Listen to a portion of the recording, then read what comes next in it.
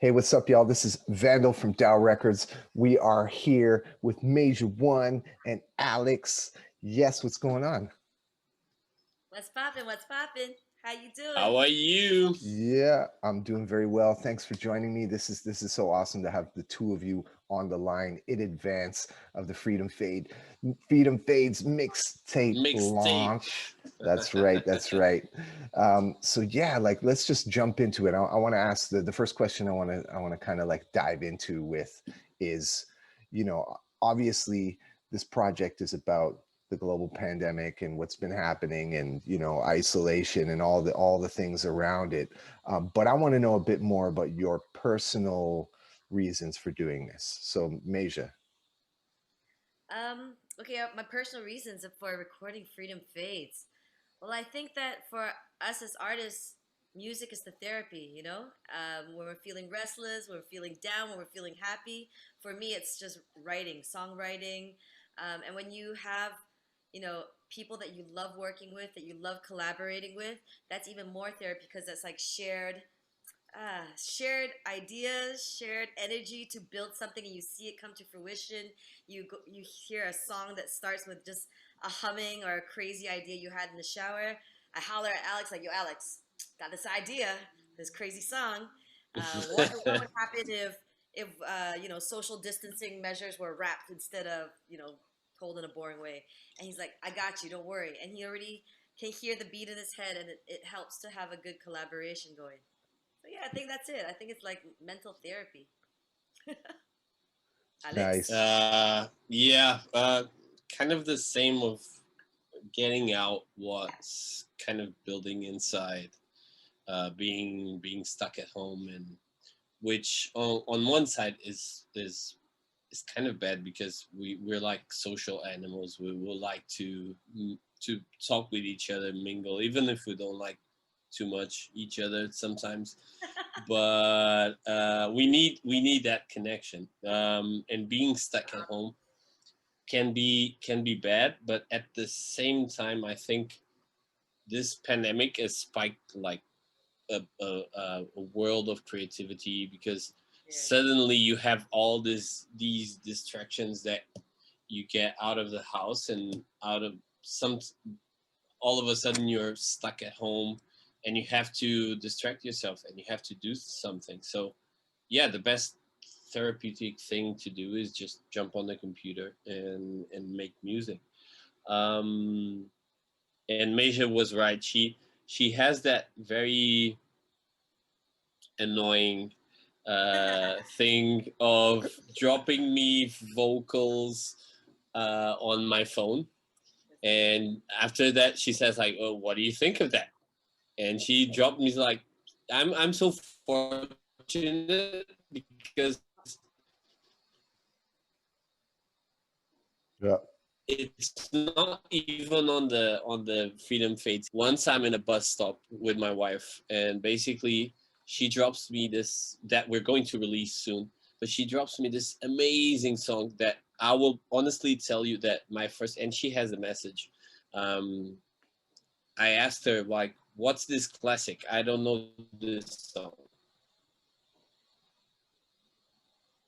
And it was hers. It was an original, but it sounded so much of a classic, like immediately. Rebel Soldier. She sent me a song called Rebel Soldier that basically it's a classic instant. And she just like, I'm just grabbing my phone and I'm just going to sing this like off the top of my head, like full lyric, full song. Uh, it makes my work easy. Respect. That's what it is. Yeah, Yeah. she makes my works easy. So yeah, props to her. I've been hearing similar stories from different artists, around the world by like taking advantage of, sort of the time away from the social aspects of being an artist, being out there doing shows, being out in the scene, whatever it is, all those things, and kind of being locked up, not really locked up, but you know what I mean, right? And, you know, tapping into more of the creative energies and getting into the studio and doing more writing and fine tuning the craft.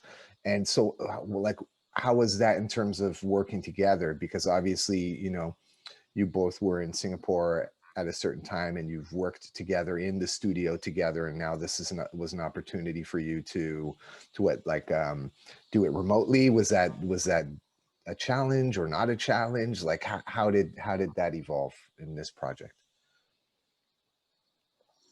I don't think it was difficult at all. I mean, we live in the age of Masia, go first. technology and innovation.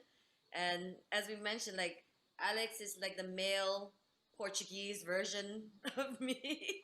So as long as communication is smooth between people, and sometimes things do get lost, especially between text and airwaves and distance. But if you just have a good connection and a good creative connection with someone, that somehow overrides bad technology, such as now. Yeah. I think on my Your face side, is freezing, boy. It's okay. yeah, This is just you know, this is what it happens. I can't be there interviewing you two live together, so you know, what? we Yeah, just yeah, do yeah. this. This is real. This is real, y'all. Like another thing that I think really comes to the forefront is I noticed that a lot of people around me were feeling heavy depression, feeling anxiety, and they had the time to begin reading up on these things and learning about what these conditions are, what is mental health. And I Mm, think in the next kind of in this era, mental health and issues of mental health will be more discussed and more in the forefront. So I was talking to Alex about it and say, okay, what is the role of the musician, the artist, the creative in the overall mental health of society? So not just saying like, yo, buy my album, guy, listen to my raps, my hot 16s. It's more like in society, like I think that we've been so mistaken to really create this bubble of celebrity around musicians instead of remembering so much that music is spiritual, music is emotional, music can light up the soul. And so then we started talking more about how does then the musician and the importance of the creatives to help the mental health of our community. and do you touch on those things in the songs on the EP? I think it's twofold. I think that I'm never one to make a very like literal lyrics like and take care of your mental health, but I think L to the W definitely was a song about mental health, reassuring someone that, I got your back. Just how powerful just calling a friend and telling Mm-hmm. them that you got their back can be. Um, and I think that it's crazy when times are difficult. It's crazy that we kind of return to our root. For me, that's hip hop. For me, that's this like golden era, jazzy, invigorate your soul kind of hip hop. And I think that Alex's beats that he created, that aren't just loops, they're instrumentals. They To me, they're very therapeutic because they keep my soul at bay. I mean, I'm not one to listen to yoga music. I listen to Common, to Lib Kweli, and I listen to hip hop music if I want to calm my soul. So his instrumentals really were those. That was my therapy. And then even on top of that, being able to write and record was even greater. So I Mm-hmm. hope that I could share that with people outside of me. Definitely. And I think you did that. Like, I I mean, think yeah, go on, Alex. Yeah. yeah, I think this whole pandemic made us like turn a little bit inwards and look at ourselves and kind of get rid of a little bit of the superficial, which made people kind of take the decision of, yeah, let me, because I'm locked down and I cannot go anywhere, let me just at least be truthful and tell what's really on my mind. And not, it's not a question of making bullshit music or not, or if music is more superficial, but I think people had a real necessity of telling what was inside of them. And yeah, she was talking about, Major was talking about Common, and I add Jay Dilla and all those For people sure. that really make, yeah, make that really make or made in term Jay Dilla's past, um made like really significant songs, and um, you talked about Common and the when you were talking about the depth of lyrics, and um, of course there are songs that you can listen on the club, and you're not going to the club to hear like a very deep Common song that makes you sing, because you don't want that. Yeah, yeah. You ain't in the So club now, there's a baby. place and for all of it, and because we're locked at home, yes, no, but because we are home, we can sit down and really listen to music and listen to the lyrics. We're more open to that. And for example, when you talk about Common, and those songs that play in the club are kind of more ephemeral songs that like fade away a little bit um, faster than the others. But right at the top of my mind, if you think of songs like songs that Dilla did with Common, uh, from the EMC Squared EP and all that, the album, there are songs that are going to live forever because they're absolute classics. And when you have like deep, meaningful hip hop lyrics in so many songs, Diggable Planets and all those guys like Trap Called Quest, you kind of end up going back to those songs because those are songs that mean a lot to you. So that's it. Yeah, you pretty much summed it up, like both of you, in the same ways, like what Major was saying, going back to her roots, going back to creating more meaningful music, more impactful music that's not just temporary, Yeah. fleet in the moment, but stuff that will last. And I'm hearing that with the project, and I'm curious to understand, like, well, I guess I understand it, but I want to hear your explanation of it.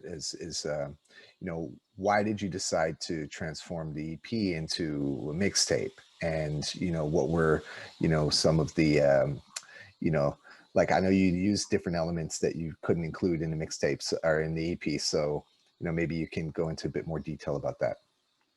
Sure. I think that with more time to reflect, with more time to really think about things, you start to realize the importance of context, the importance of intention, and I wanted to be more meaningful in painting a picture of why these songs were created, what was the environment like when these songs were created, and we had all this other stuff. When in the creation of this EP, I connected with a lot of friends that I haven't spoken to in like 10, 20 years. Like I just called up people like, hey, what's up? From Barbados to South Africa to London, like just everywhere. And you know what? I can't travel right now. I'm a chronic hustler and traveler, and I go jump around everywhere. But then now it's not about that. Like, let me travel by connecting with those people around the world that I know, asking them what's their perspective, how have things been for them on their side of the world. And yeah, I think that we just wanted to paint a context. I told Alex, yo, I got all this extra, hold on. I got all this extra um, content that can be used, and Alex is a magician, and he just made it happen. um, Uh-oh, pause. I think more on the technical side, because Major did the choice. We had close to 10 songs. We almost were in the midst of making decided like, why don't we break this down into more parts, and we kind of create a narrative. um so Major, for this one, she chose this topic, and she summed up the songs. And as I was putting the songs together, I kind of realized I saw like a path between all of them, almost like a story. Um, and with my previous hip hop band, we did 3 albums, and in the middle of it, we did like a mixtape that we we done and mixed like in 1 week. And I that kept popping up on my mind, and because I saw that the songs fit together, and I told her, why don't I jump on my computer and link the songs as it was almost like a radio station where you flip the channels and you go from one thing to the other. So I added meaningful stuff. Um, at the time, for example, uh, Trump was still the president and not the guy that's going away. Hopefully, um, and so I when she did Shiny Virus, I immediately that speech that he did just popped on my mind. Um, Other songs that I remembered of Malcolm X. There was a bunch of stuff that just kept popping up on my mind that immediately I jumped on my computer and started like cutting samples here and there, um, and basically just glue it all together and just make it sound like a one story basically. Mhm. And I think like even more than the beats being and the style of hip hop being nostalgic for me was, you know, him using a sample of Malcolm X. Like I Mhm. grew up, I discovered hip hop as a kid listening to Public Enemy and Chuck D. So whatever Chuck D told me, I'm Mhm. like, let me check that out. So if he said the autobiography of Malcolm X, I'd be like a 10-year-old kid trying to read the autobiography of Malcolm X.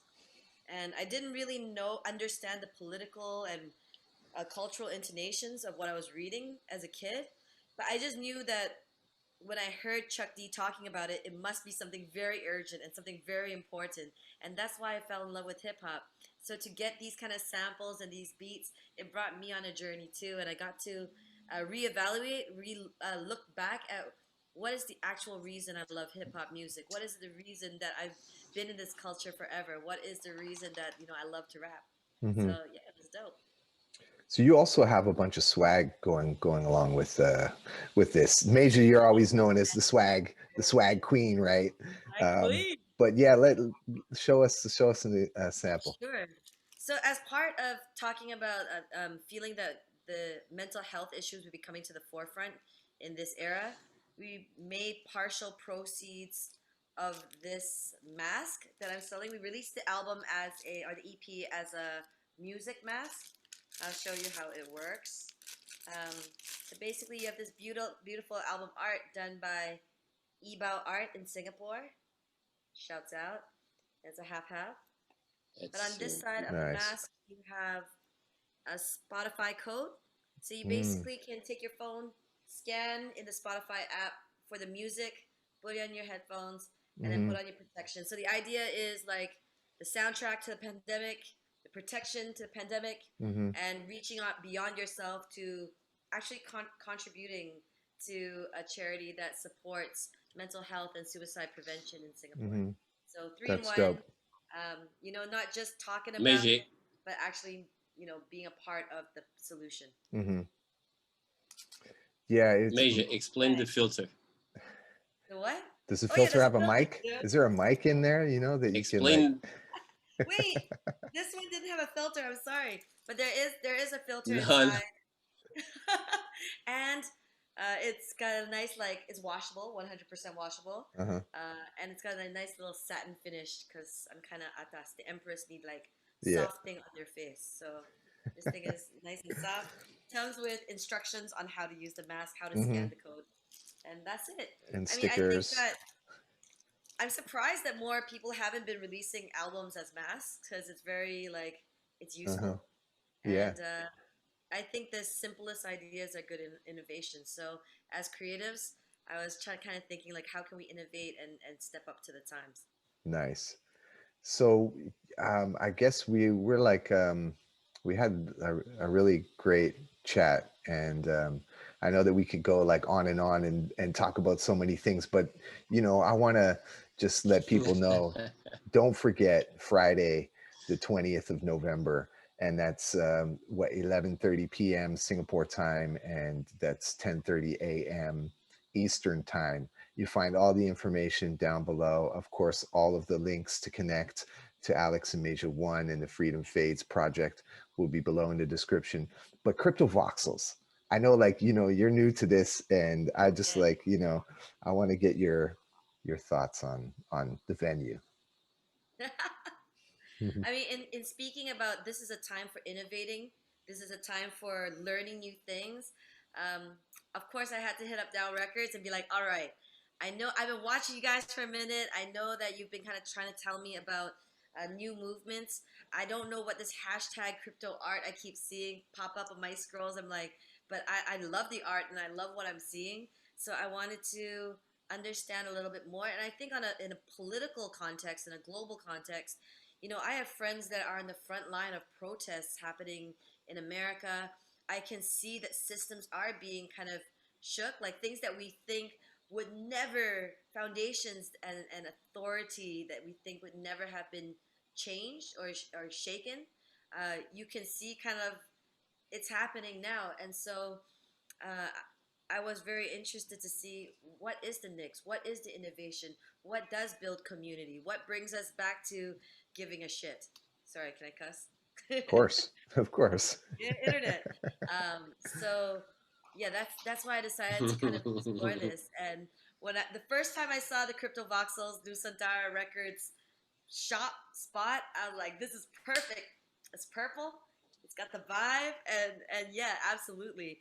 And you know what's crazy? Like, there's so many live streams right now. There's so many people trying to do live concerts and this and Mm-hmm. that.